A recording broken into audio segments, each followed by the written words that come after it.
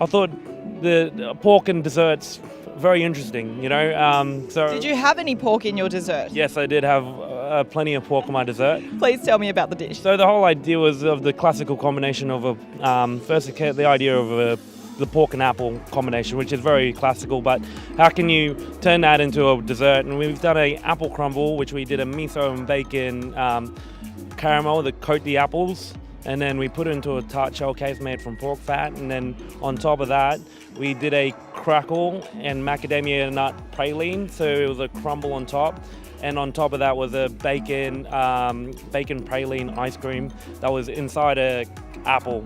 It looked like an apple, but it wasn't an apple. It was actually white chocolate and cocoa butter with an edible stem on top. Genius, just genius. I mean, how did you even come up with that? Well, I just think, the bacon ice cream element is more of a take on the salted caramel. You know, things that are sweet usually go well with salt, and so the salty component came from the bacon, and also smoking is really coming in. So we smoked bacon, and it was a smoked bacon ice cream. And yeah, the crumble, well, what's the most correct? I'm Chinese. There's not much. I was going to say, if there wasn't crackle in there, Yeah, so I'm not exactly. eating it. Exactly. Crackling's like almost death row for me. So you had to be involved in a pork stars sort of element, yeah.